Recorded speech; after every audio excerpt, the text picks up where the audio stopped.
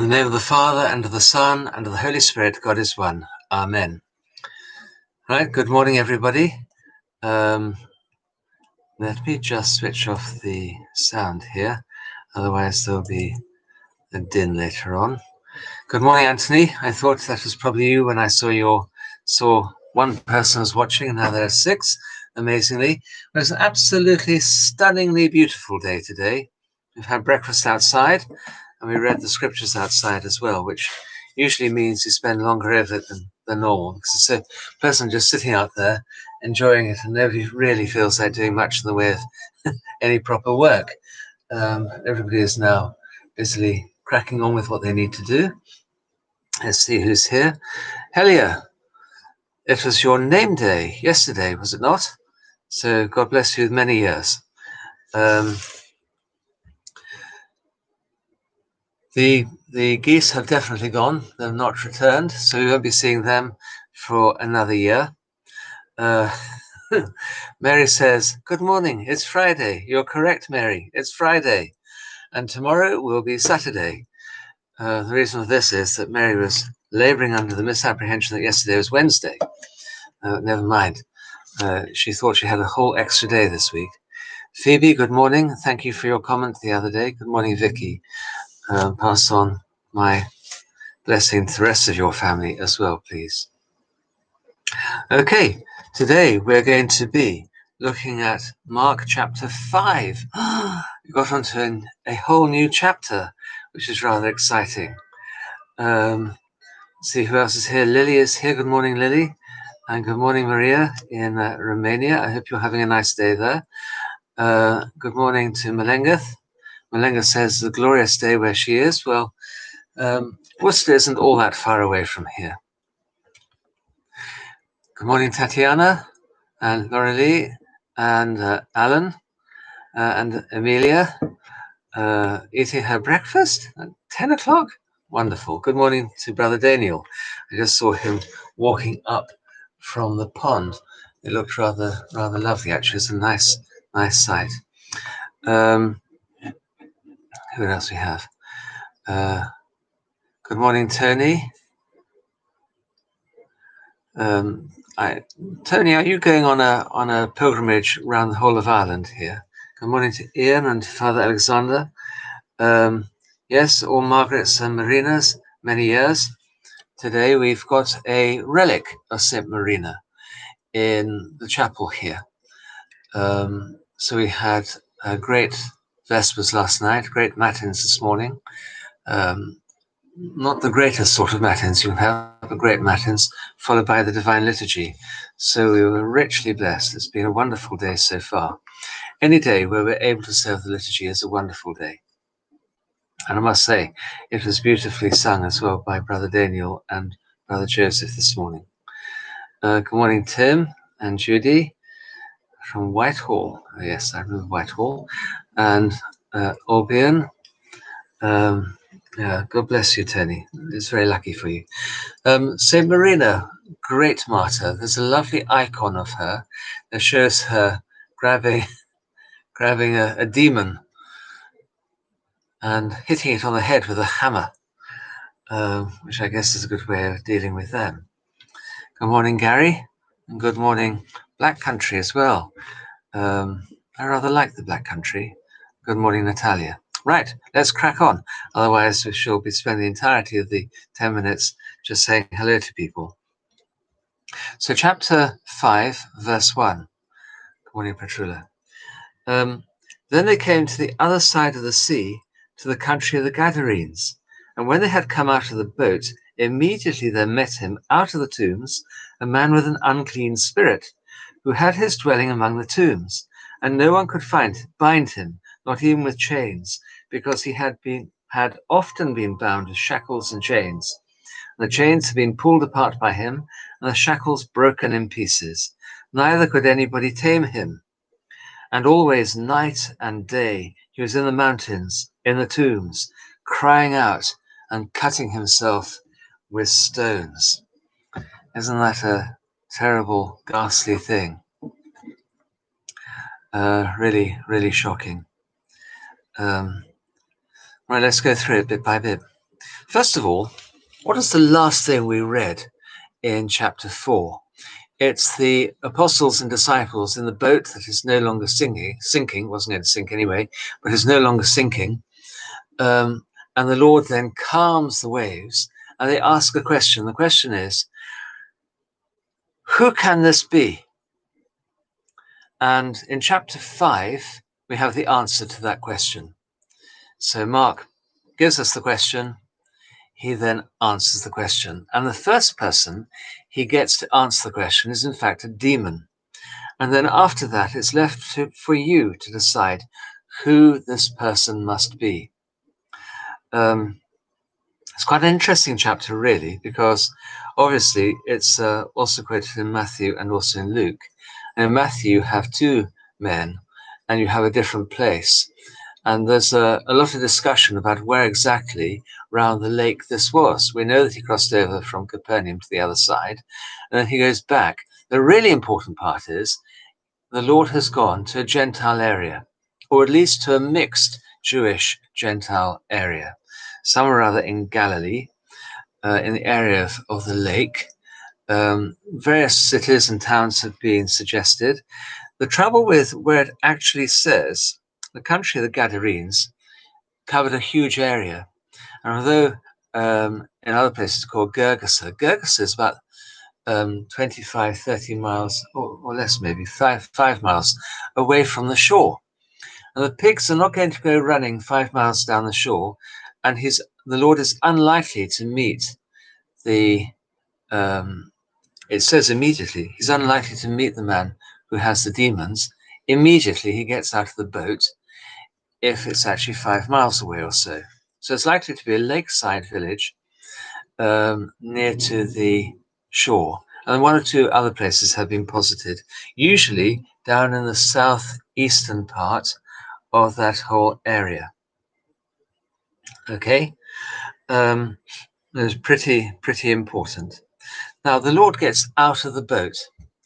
He doesn't stay in the boat. He's actually going to get out of the boat. So in some ways, he's getting beyond the church. The church is entirely within those boats.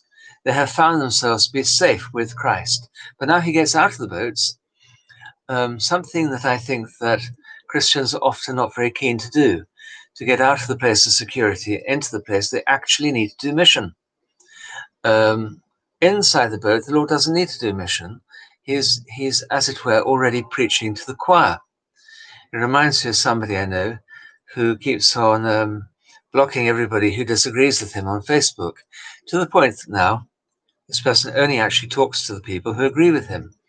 And it's like that American saying about preaching to the choir. Actually, that doesn't do much good in terms of converting people. You have to go to places where they don't like you. They don't want to listen to what you have to say, and you speak there. And the seed, as it was, as we've learned in earlier chapters, is spread around and grows or doesn't grow. That's not to do with you. Okay? So we think about it in that way. The Lord gets out of the boat, onto the shore, and immediately, and I know this is a sort of Markan way of doing things, and immediately this happened, and immediately this happened. You can guess if you see the words "and immediately" and somebody's teasing you and trying to trick you, what passage of the Bible is this? Where does it come from? It says "and immediately." You can be fairly sure it comes from Mark. It's a good guess anyway. The others also use "and immediately," but not as much. And immediately he gets out of the boat, and there met him out of the tombs a man with an unclean spirit. Well, you might like to say to yourself, who lives in the tombs? Well, the answer is dead people are dead in the tombs, and nobody lives in the tombs. In the tombs, you have death. And here in the tombs, making his home, it says in the tombs, was a man who was as good as dead. In fact, in many ways, he was much worse than being dead. This was not a passive deadness that this poor man was experiencing. He had a demon within him, and as such, he was extraordinarily strong. The townspeople were not all that kind to him either. There's a clue given in the way in here in the Orthodox Study Bible, which is the New King James Version. It says, neither could anybody tame him. But actually in the Greek it says, nobody could subdue him. So they weren't interested in taming him. So he'd be like a nice docile pet cat or a nice docile dog who wants to play with you. They wanted to subdue him, to put him under their feet and into their control. And nobody could do that. He was utterly out of control. Even if they put chains around him, he pulled them in two, it says in the Greek, pulled them apart. But in Greek it says he snapped them in two. And if they put shackles around him, he broke them into pieces, rubbed them into pieces, it says in the Greek. So he was unsubdued, wild. And you might think, well, maybe he was enjoying that. But then this horrible picture of misery is painted by Mark around him. Let me read it again. It's tear-jerking, actually. It's horrific. Where is it now? And always, night and day, he was in the mountains and in the tombs, crying out, and actually it means screaming out, and cutting himself with stones. In the previous chapter, before the disciples asked their question, who can this be? We have the sea and the wind blowing uncontrollably, howling around them, and the sea itself washing against the boat and creating huge and terrible, untamed, horrific noise. And here we have a man who has a great storm going on within him, so that he is screaming out day and night, or night and day it says, in the mountains where it echoes back to him, and in the tombs where he only has the dead people for company.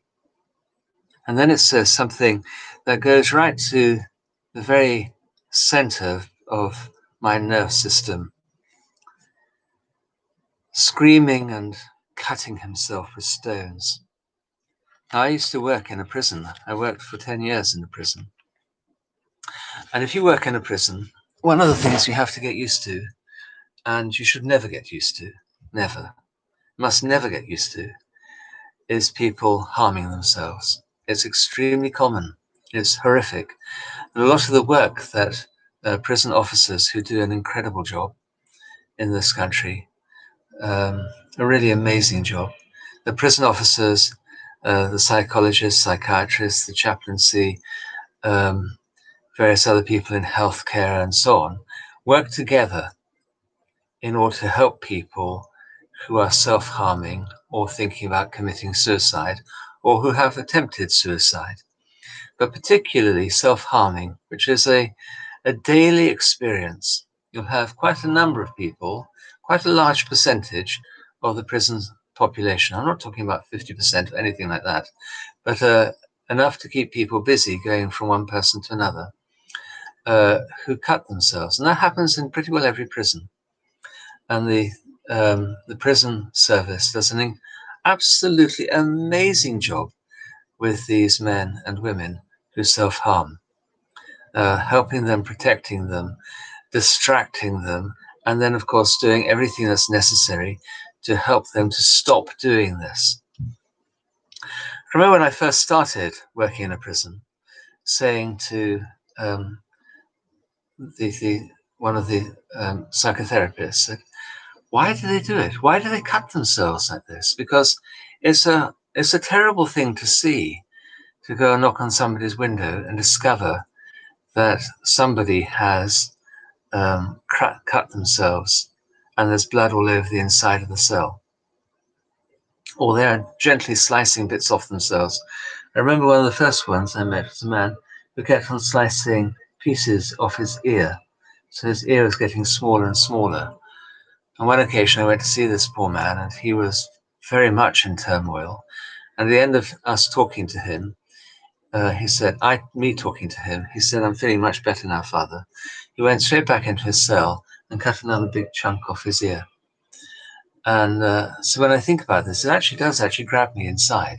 And it's important for people in places like a prison or working with people with that sort of health problem, never to become used to it. It's like doctors and nurses. They should never become used to people's pain and suffering. They might have to deal with it in a professional way, but they shouldn't become used to it. And a doctor or a nurse or any medical person should always regard, their job is to heal. So pain, illness, death, and all that sort of thing is actually their enemy, and they must work against it. And they have been given the power from God in all sorts of wonderful scientific ways in order to overcome this. And one day they'll do even better than they will now. Now, the psychotherapist said to me something that really horrified me, but I understand it, and actually talking to people over the years has confirmed. And that is that the pain experienced by the man inside himself is so extreme that when you cut yourself and give yourself that physical pain, and it is painful, it actually removes that inner pain. It deflects from it and gives you release from it. The trouble is, you then have to go ahead and cut yourself again in order to overcome this new pain. And it was always finding other ways of distracting somebody in order to help them to overcome this, what becomes a habit in the end, and then dealing with that inner pain that the man had. Women have too. I worked in a women's prison. They did exactly the same. In fact, they did it even more frequently. That terrible internal pain, unbearable internal pain, was relieved by cutting themselves. And sometimes, of course, they resorted to attempted suicide or even suicide. And in our prison system, as you probably know, people do frequently die. And this would have been the situation with this man.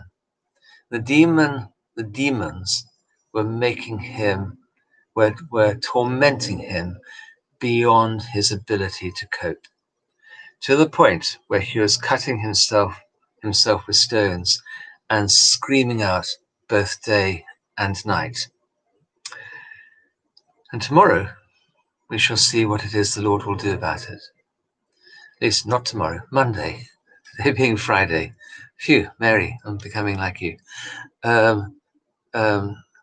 Today I will make another video about what the Lord does about it. We'll do it bit by bit, because there's a lot to gather from this thing. So basically, number one, the Lord gets out of the boat. Number two, the answer to the question from the apostles is about to be given. Number three, immediately having got out of the boat, he is confronted by the demons. They have failed to sink the boat. There's no any chance of that. And now they send the demons to ask him a question and confront him. And the demons themselves show what they really want to happen by the terrible torment of this poor man. I can see an awful lot of writing on the side here been coming up. What does it say? Why do you think the Gadarene swine appear on 2 Sundays each year in the lectionary? Sometimes I think the readings are just there in order. I will come back on that one. I've got some ideas, but it is a terribly important thing. I'm trying to think when they come up. Sometimes they come up in order, but a lot of these things are meditations that you get on Sundays, and meditations on the divine liturgy, the ability of the Lord to do whatever he wishes. And it could be to do with that, or it could be to do with exactly when they turn up. I know I've preached about it many times, and sometimes you think, what more can I say about the Gadarene swine? But actually there's always lots to say about it. Jovan, yes, we prayed for her also this morning, because of course it was her name day today, in the procession and also in the proscomedy, Jovan. So we also prayed for her today. We also prayed for you. May God bless you and keep you. Phoebe has written, the pain caused by mental health problems and demons, such the sort of reaction of the demonic is very understandable, but I'd never wish such an experience on anyone. The visible self-harming is one issue, and the invisible form is just as destructive, but less noticeable unless you know what to look for. Yes, that is true. Very often, actually, when you get people saying they're going to commit suicide and cutting themselves, actually, at that point, you know they're probably quite safe.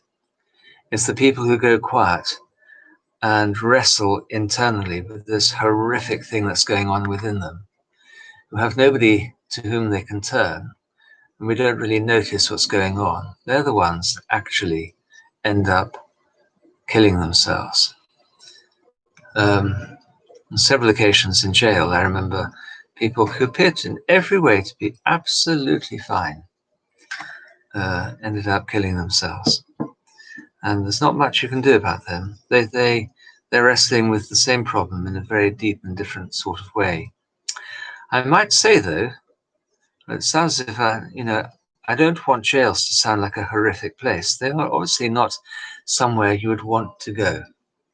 But having said that, I have been extraordinarily impressed in the way that people are cared for in jail in this country.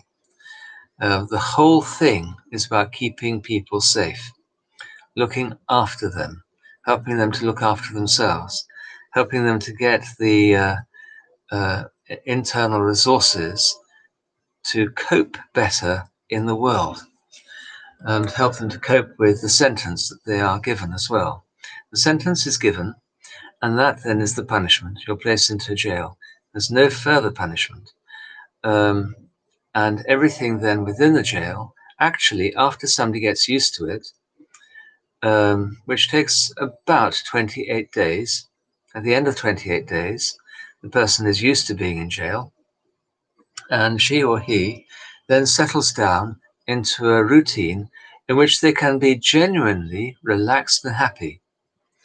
They go home immediately if they could, but they are relaxed and happy, and they crack on with whatever it is they need to do. So they're working, doing all sorts of industries and cleaning the jail and cooking and feeding other people. And without prisoners in this country, then jails could not work. They're relied on for everything. Taking care of each other as well. And there's some fantastic things that prisoners do, like you have people called listeners who act on behalf of Samaritans, who are people who listen to you if you're feeling suicidal or want to self-harm. And these highly trained prisoners can do a magnificent job, a far better job than anybody who is a prison employee, because of course they're living through exactly the same situation themselves and can help from inside and understand it from the inside. Anyway, I'm blathering on about prisons, but the important part is that this guy is genuinely in a different sort of horrific prison, where the tormentor, the jailer, the demon is doing whatever he can to make this person's life absolute hell, not like hell. The man is in hell. He's dead and tormented.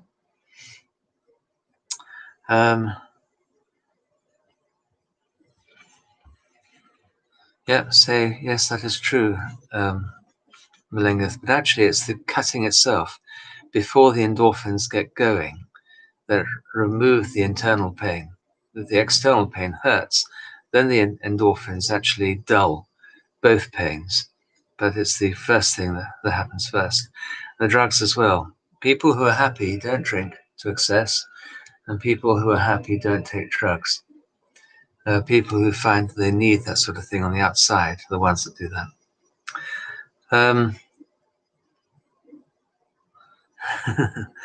Feeling sorry for the pigs. The pigs are going to be eaten anyway. Jovan, it's our privilege. Okay, we shall leave it at that.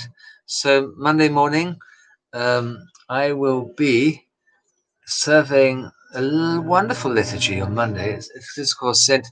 Elias Day. And Father Barnabas, who by now some of you will know I was very fond of, he lived in St. Elias Monastery. So we will be remembering him in prayer and also asking for his prayers, as I personally think one can. And I shall be celebrating Elias with all of my body and soul. Okay, meanwhile though, I will get on and do a second video which will be live streamed, not live streamed, which will come online on Monday. Okay, God bless you. Your prayers, pray for each other. Good morning, Vera. Just seen you're there. And it's also, of course, yes, Albion, yours as well. We shall certainly remember you in prayer as well. God bless you.